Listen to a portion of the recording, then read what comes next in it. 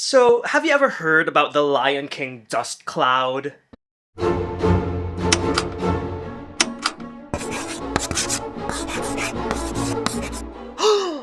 Or King Triton's Dong Tower? Or Aladdin's call for chaste, innocent adolescents to undress? Good, can you just take off?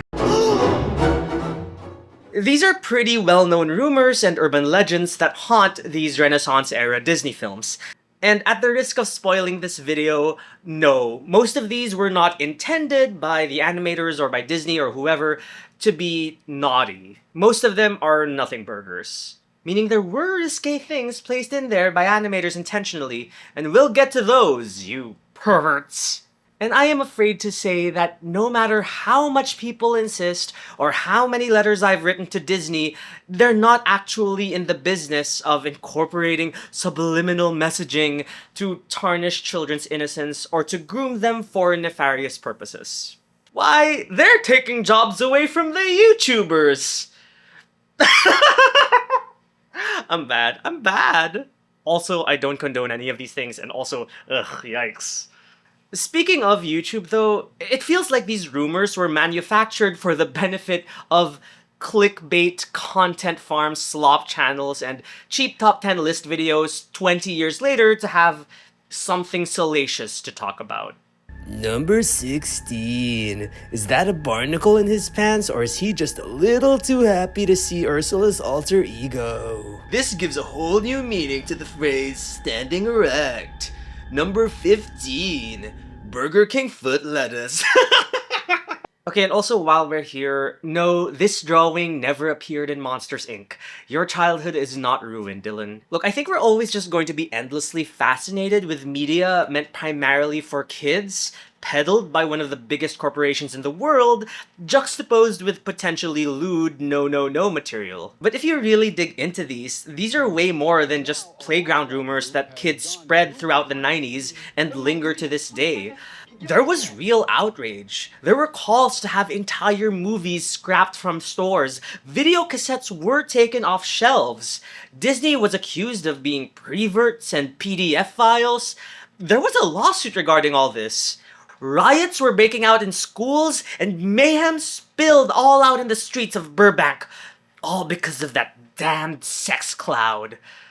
Okay, maybe that last part was a lie, but it's weird that there was this much furor over stuff that was so unsubstantiated. Or was it? In this deep dive, I want to explore each of these instances and examples of Disney's depravity from the start of the 90s all the way to the end of the 90s, and take a look at how each of these rumors started, how they spread, and the insane, over-the-top reactions from individuals and groups who were genuinely offended by all this.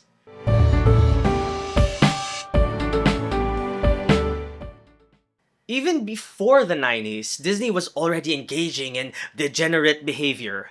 The Rescuers was a 1977 film about two talking rats and a bird trying to rescue a little girl from an illegal trafficking ring, I think. It's been a long time since I've seen that movie. Are a very particular set of skills. It's particularly notable in our discussion today because sometime during the film, where our main characters are braced on the back of the bird, if you slow down the footage, in a couple of frames you see... underneath this blur is an actual photo, like a realistic photo, not a cartoon, of a naked woman. And this is the one example in this video of an actual not safe for work image or message being unambiguously placed in a Disney film intentionally. Look, a part of me knows that this isn't a big deal. The not safe for work image is only on screen for less than a second, but also another part of me is kind of scandalized by this. There's no chance in capitalist hell that under the cryogenically frozen thumb of Mr. Walter Elias Disney that this scene would be allowed in 2024. And especially not in the very conservative 90s when Disney would earn their reputations for being peddlers of smut. So if the 90s were that conservative, you could just imagine the outrage generated from the presence of these nudie pictures in the 70s. You could not fathom the number of angry letters and concerned parents that made a big stink about all this. You couldn't fathom it because there was none. No one said anything for years. And for years, no one had even known who specifically was responsible for putting this picture in. Until just last year, in 2023, YouTuber Edek, through his investigation, even contacting animators from Disney, confirmed the identity of the animator who had slipped that image in, Annie Gunther, an Emmy Award-winning background artist who had worked for Disney. She had been the one to slip the image of the naked woman as a joke, which was really not that unusual for the time. We know now that animators have snuck in risque stuff in the past because it moved by so fast for the naked eye. Back before streaming, DVDs, VCDs, or even VHSs, the only way to watch films was in the movie theater with other people. So moviegoers couldn't just pause or rewind or slow-mo or play back scenes from movies so easily. Most people wouldn't be able to immediately catch or detect anything hidden within 2 out of 30 frames per second. Even animation legend Chuck Jones reveled in the idea of sneaking imperceptible blink-and-you'll-miss-it jokes in animation. "It's always been a wonderful secret," says Jones. "I was glad to see that the young animators at Disney still had enough spunk to do it." But with the advent of home video releases and the ability to pause frames, Jones lamented the idea of this subliminal tradition falling out of favor. Subliminal. Let's talk a little bit about that. Subliminal messaging, and specifically the outrage over perceived mind manipulation tactics in popular media, first became a thing as early as the 1950s, when advertising expert John Vickery claimed in a study that sales for popcorn and Coke had increased when shown suggestive messages for 1/3 of a millisecond every 5 seconds. This caused immediate outrage, with investigations from the FCC and a ban on subliminal messages. However, that story never happened. Vickery made it up. It's fiction. It's fiction. We made it up. Ever since then, no one has ever come close to replicating the supposed results of Vickery's study, and based on the literature on this topic, there definitely isn't any concrete scientific evidence to show that subliminal messaging could significantly alter decision-making, or have people do something that they wouldn't normally have the inclination to do. But that hasn't stopped some overzealous folks going around accusing artists and creators every which way of trying to corrupt the youth through their devilish ways. One of the most famous examples of this supposed subliminality was when televangelist Paul Crouch claimed that the Led Zeppelin song Stairway to Heaven had bad meanings when played backward.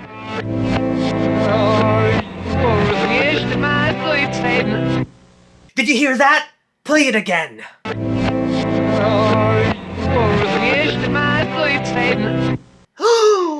Listen, it's just coincidence. It's the mind straining to hear what it wants to hear. If you look or listen long and hard enough, you'll find examples in just about anything. I think panic over subliminal messaging speaks to a primal fear of being deceived by the man, by the unknown forces brought about by societal change, by authority figures that you thought you could trust. And it's no surprise that the insistence of subliminal messages being communicated to the public is a staple of conspiratorial thinking. Well, I think this whole subliminal thing is a load of bollocks, but I don't want to take my chances, so... There for you all! Ha ha ha ha!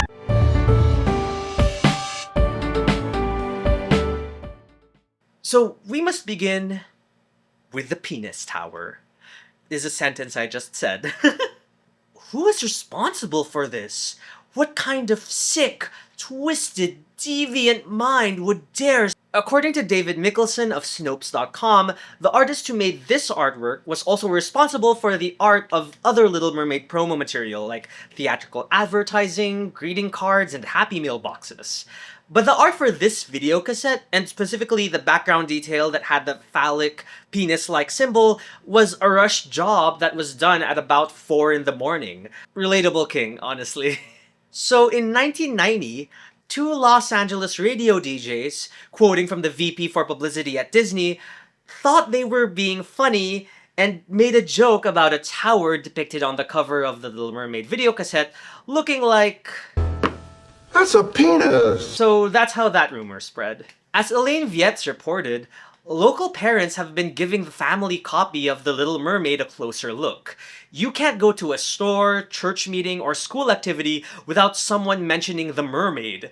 Then more parents rush home to find out if they have the Little Mermaid video. The rumor even mutated into disgruntled, angry Disney artists knew that they were about to be fired, so they hid this secret dong as a final FU to their former employer, which we know now isn't true.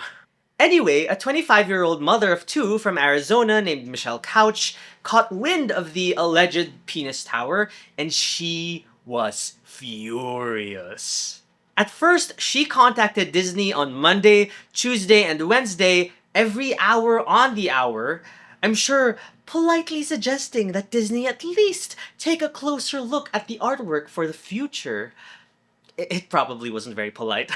But when Couch got the cold shoulder from Disney, she then escalated this by marching over to her local Bash's supermarket chain, which sold the video cassettes with a phallic artwork.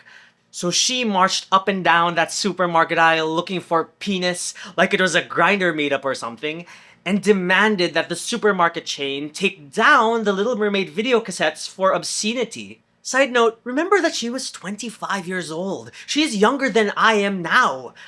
Imagine caring about something that much. Couldn't be me, fam. Also, I didn't know that Karens could be that young. Wait, hold on. If she was 25 in 1990, then it's 20, carry the 1. I think that checks out. And the crazy part was, Bash's supermarket did take down the videotape for a couple of days, before realizing that this was just a bunch of nothing and put back the video on their shelves. In addition to haranguing a poor supermarket chain, Couch also contacted news media, specifically KTV, which is finally when Disney would come out with a statement like, no, this is all a misinterpretation, it's just kinda silly, etc, etc. But, just to err on the safe side, later versions of the Laserdisc cover were changed to remove the phallic dong-like spire. I am so offended by this.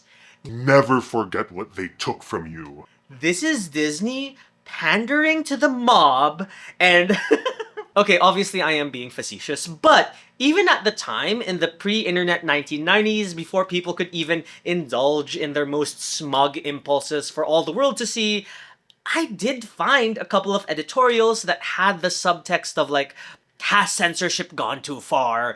Poor innocent minds corrupted by a singing mermaid? Man, all that discourse.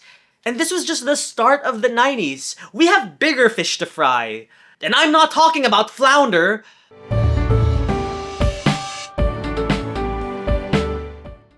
It isn't only Disney Renaissance films that we think of when it comes to these malicious scandals.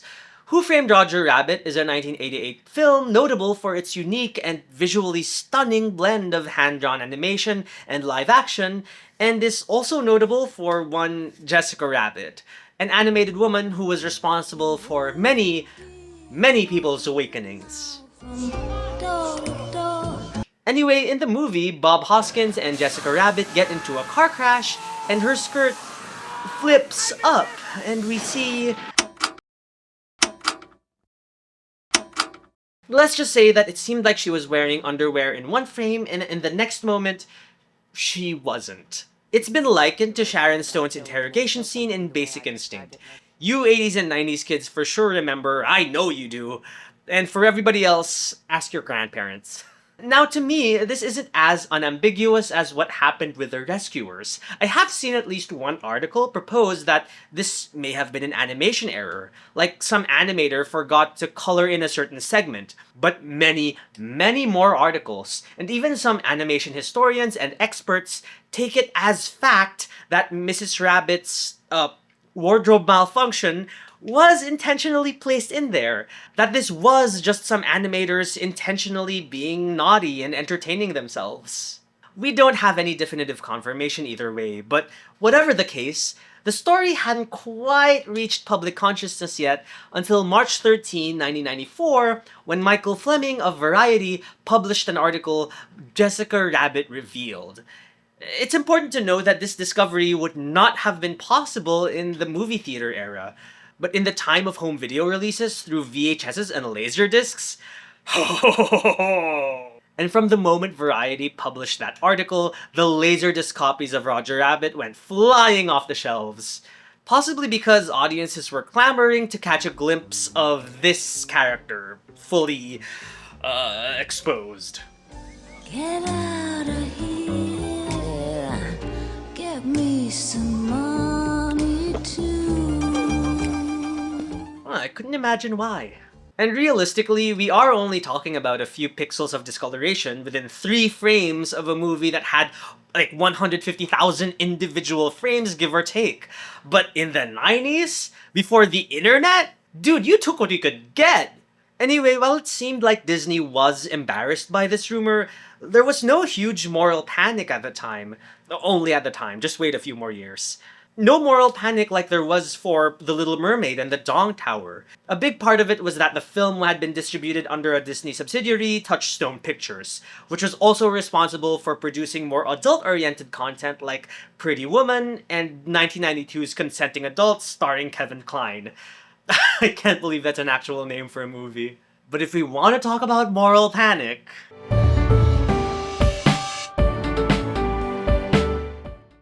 Okay, so for this next bit, the only reason why we know as much as we do is because of a writer named Lisa Bannon and her honest-to-God investigative journalism in an article for the Wall Street Journal. Because you have to think about how stories like this could even spread. Something maybe taken for granted by millennials and zoomers is just how insanely quickly information about popular media can travel. If an animator sneaks in an Easter egg, people online already know about it within minutes after its release. But before the internet? Well, picture this. It was the mid-90s, and an American college senior from Iowa named Matthew Ford was just chilling, watching Aladdin, as you do, and got to the part where Prince Ali tries to lure and impress Princess Jasmine at her palace balcony. And Matthew Ford tried to decipher what was said in this particular moment, Good, can you just take off? which he interpreted to mean, Good, can you just take off? he then told his younger sister, Jane. Now, Matthew didn't have any moral or religious agenda by spreading this rumor, he just thought it was funny. Honestly, that part to me feels very early internet for some reason. So his sister would then tell her friend, who then told her mom, a Christian education director, and that is when the outrage began. See, the mom was one among many parents who wrote angry letters and made furious calls to the Christian entertainment review magazine called Movie Guide, potentially implying that Disney was sneaking in that terrible line intentionally. And Movie Guide ran with this story. Until they retracted it, with a spokesperson for the magazine saying, "It falls short of the charge of subliminal viewer manipulation. We messed up by not listening before." But by then, the damage had been done. Disney's hidden vulgarity had been brought to light to thousands of devout Christian folks. Clearly, someone needed to think of the children. Won't somebody please think of the children? But at the same time as all of this was happening, there was another story brewing. See, 14 or 15-year-old John Wood also happened to be watching Aladdin, also heard the exact same line that Matthew Ford had, completely separately. John would then share this with his older brother, both of whom would tell their aunt a few weeks later. This rumor would then make its way around social circles, families, and Christian groups. And even at one point, a student bringing the Aladdin cassette to school and showing it to a bunch of students to get their thoughts, in probably the weirdest episode of Magic School Bus ever shown in a classroom. Most crucially, the Aladdin rumor had reached Radix, a traveling Christian evangelical group, and it was through their travels across the country where it reached other parents who were previously unaware about the issue, but were so incensed by this that they started calling Christian organizations and conservative groups to see who would fight for their cause. And the one group willing to entertain them was the American Life League, or ALL, a Virginia-based Christian anti-abortion group that had 300,000 members across the country. And this is where the story really comes to a head.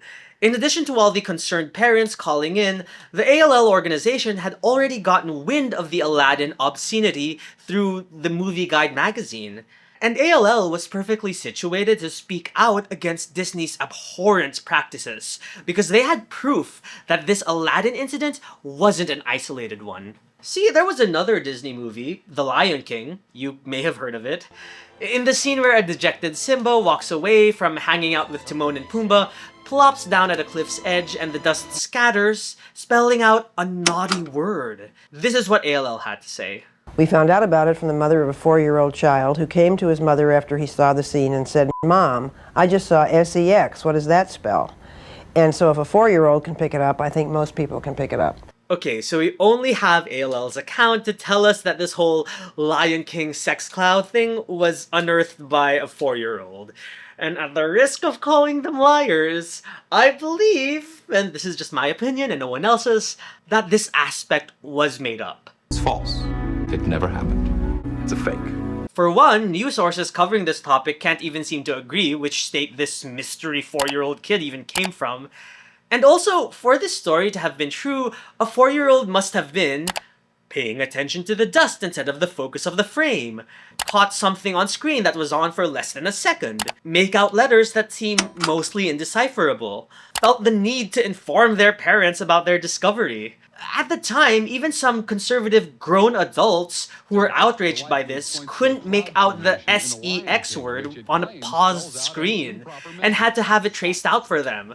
So there is no way a 4-year-old caught this at normal speed. My guess is that this was made up specifically to lend credibility that this subliminal message was actually being picked up by children, its target audience. It's to show how easily corruptible the poor, helpless youth are, lending an innocence and credibility to these allegations. It kind of reminds me of how in social media, people lie about things that their very, very young children said or did. Like, okay, sure, I'm sure your kid is very insightful. But it wasn't just Lion King and Aladdin who were responsible for corrupting the minds of our kids. To round out this hat trick of heinous, Little Mermaid, in the wedding scene near the end of the movie, had the wedding minister sporting what looked like Boner alert! So the exact or alleged story of how this was discovered isn't really known. Whenever it gets reported, it just gets lumped with the Lion King or the Aladdin story. But on a personal note, I was embarrassingly young when I heard about these Disney rumors, like really young. And back then, I knew that SEX was a naughty word, an act performed by 2 consenting adults, a 1992 movie starring Kevin Kline.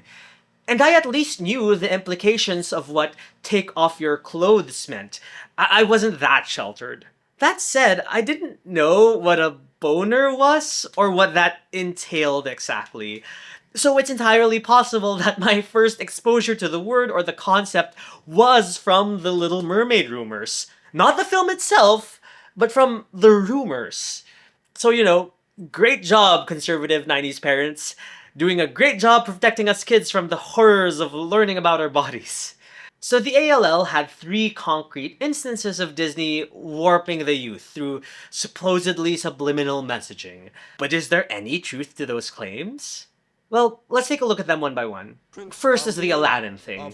Listen to the way that this line is said. Good, can you just take off? That's a very strange way to pronounce that sentence. It makes sense that people thought of it as a subliminal message, because it sounds like one of those rock songs played backwards where people really had to stretch to find any kind of coherent meaning being said. It's like if I suddenly talk like this. So according to Disney, the actual line was, "Scat, good tiger, take off and go." Good, can you just take off? Some sources say good kitty, and other sources say take off cat go. Good, can you just take off? All together now. Good, can you just take off? Personally, I hear Yanny. Or Laurel, I'm not sure. Honestly, good kitty, take off cat go just makes sense for the scene.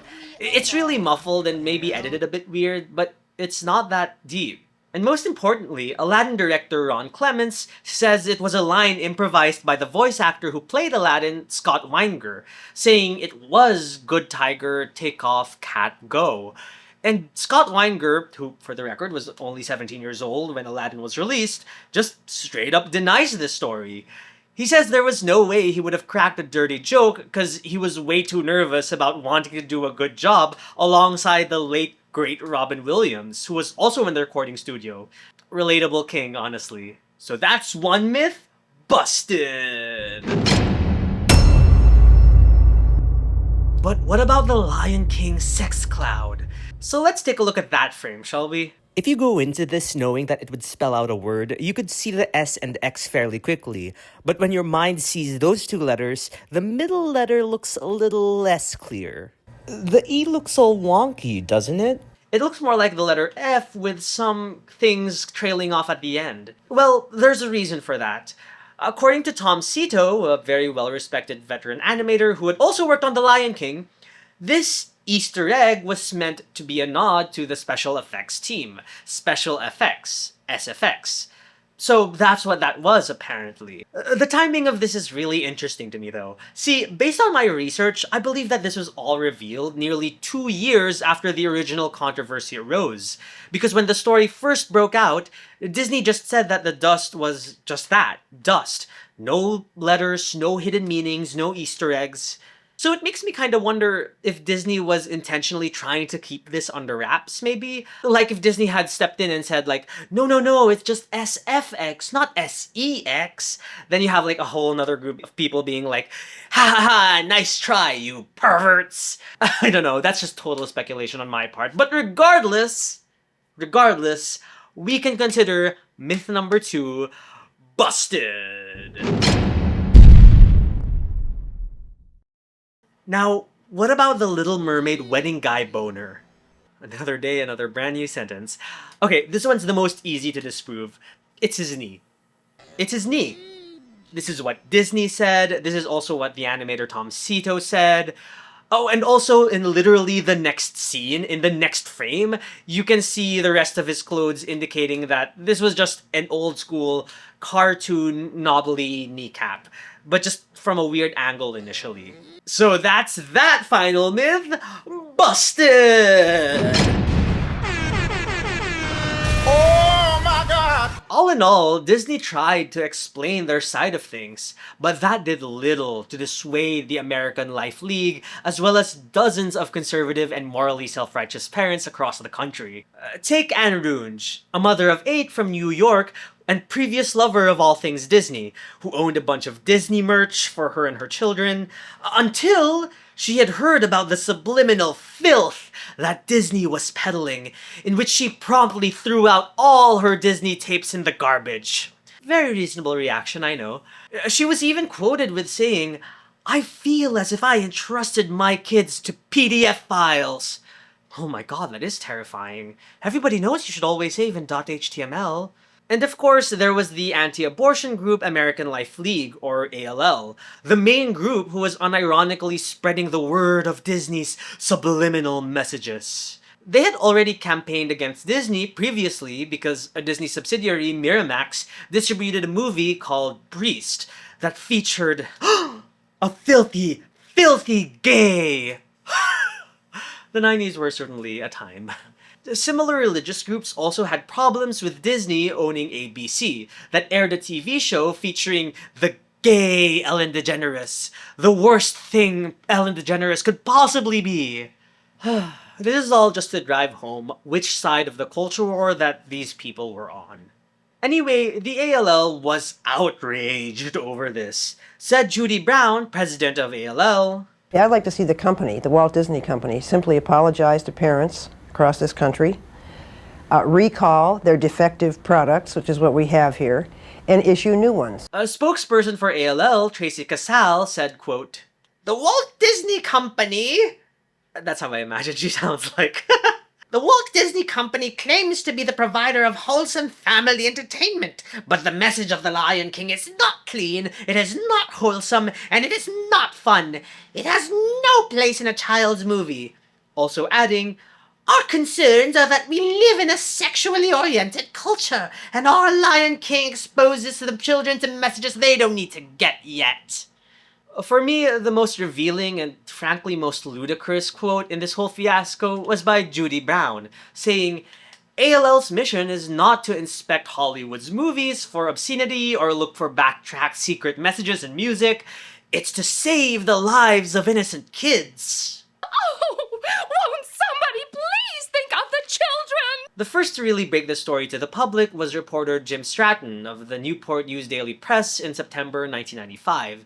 And oh my god, people went wild. I found so many snarky, smug editorials dunking, as the kids say, on these morally righteous parents making a huge stink over nothing. One columnist said, "Some people might have you believe that this is a sure sign of the nation's moral decay. And you know what? I agree." That's how I imagine he sounds like.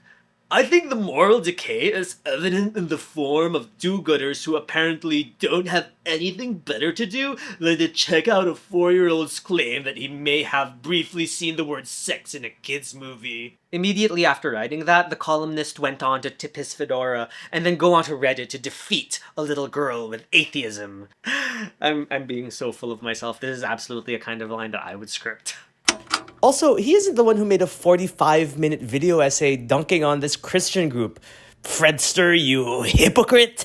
One columnist even implicitly questioned why these same conservative religious groups had no problem with teenage Ariel showing a bit of skin, or aging up and making attractive, actual historical figure and child Pocahontas, which I guess you could contextualize within the whole what kind of example is Disney setting up for little girls kind of thing, which I know is a super complex discourse that continues to this day, but I'm just saying, when you're comparing it to this, you should maybe learn how to pick your battles. I like how this freshman student from junior high reacted in a letter to an editor of a newspaper that ran this story. Said, quote, "I have listened for the past year about how racial? Like racial? How racial, how sexist, how violent The Lion King is, and now we have too sexy?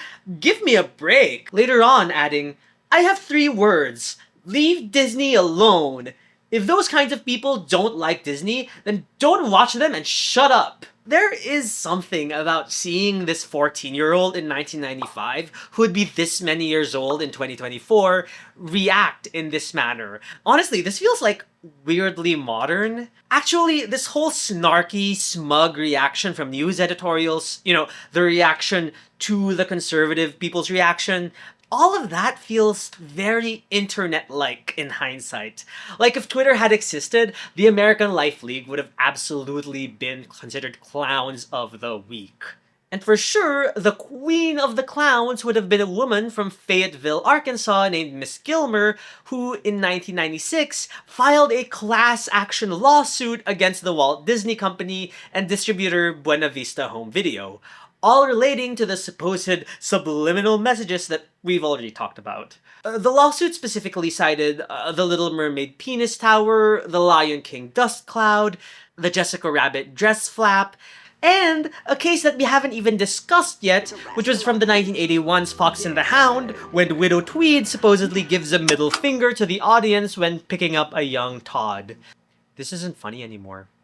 How dare you sully the name of the most wholesome Disney character? How dare you? Anyway, this class action lawsuit entailed 1, a breach of warranty, 2, fraud, 3, negligence, and most curiously, number 4, an invasion of privacy. Because they were being force-fed these subliminal messages against their will in the privacy of their own homes. Okay, let's circle back to the whole subliminal thing. See, in this lawsuit, it was pointed out that because you could see the penis tower and you could see the Lion King sex cloud, because you could actually perceive these things with your conscious mind, then by definition, that meant that it wasn't subliminal. And this was actually helpful in Disney's case because then all of that stuff would be protected under free speech. So that means that this whole subliminal framing of this video, and also the title of this video, is all a lie. I was subliminally manipulating you. Okay, I don't think it will come as a shock to anyone that Gilmer versus Buena Vista Home Video didn't lead to any meaningful change in the way Disney made or marketed its movies. Except, right, so you remember how those people over at Disney were denying everything? How it was all just some misunderstanding, yada yada. Well, they may have said that, but in every streaming iteration of Aladdin, The Little Mermaid, The Lion King, Disney did remove the offending portions of each of these movies. The alleged good teenagers line was changed, the Little Mermaid wedding sequence, and the Lion King dust cloud. All wiped from existence. I am so offended by this. Never forget what they took from you. This is Disney pandering to the mob, and but all that hullabaloo, that was back in 1995 to 1996. So now, let's fast forward to the very end of the best decade of my lifetime, when I was but a wee lad.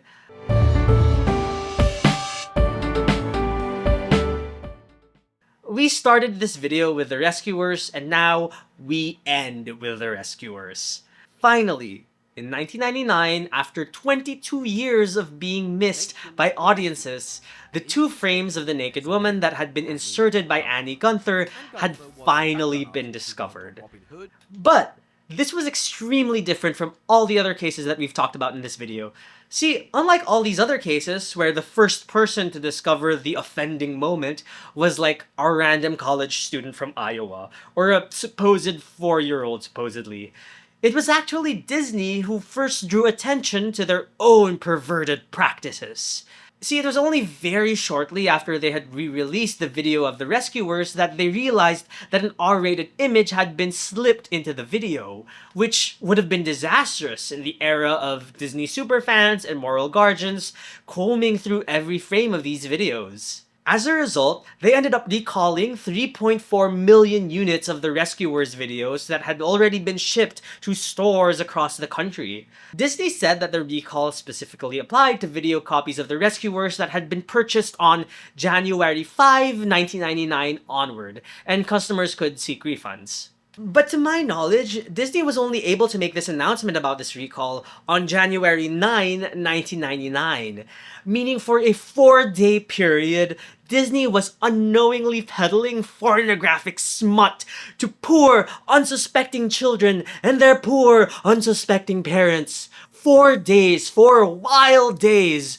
Who knows what kind of filthy thoughts these folks were indoctrinated with. But for me, the most infuriating thing was that the American Life League, or the ALL, was just so happy to be gloating that their suspicions were proven right all along. Said someone from the ALL group, "It certainly confirms our suspicions that animators leave signatures in their work. I guess we're pleased that Disney is finally taking steps to recall one of these videos, but why haven't they recalled any of their other videos that similar objective content has been found in?" Oh my god, I'm sorry. No, nuh-uh. You do not get to act this morally superior, this righteous. There was nothing in there to begin with. That is not how it works. Anyway, as stated in the beginning of this video, this was just a case of one animator being cheeky, not intending anything malicious, and, if anything, following in the footsteps of the animation legends that came before her. But there is no way she could have predicted the social changes and phenomena, as well as the technological innovations over 20 years later, that placed a tiny decision that she probably made on a whim at the center of a huge cultural conversation for Disney.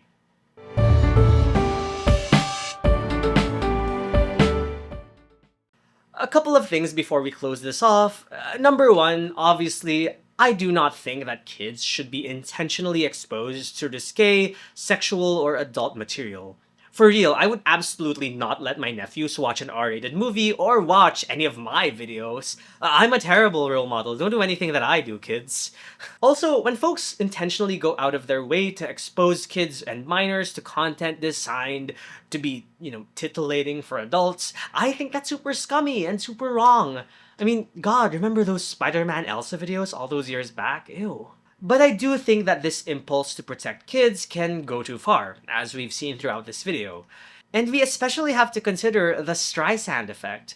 By publicizing the perceived harm that you are morally crusading against, you might end up exposing the vulnerable kids to said harm through these rumors. Secondly, this video isn't me trying to defend the super pure and innocent Disney company.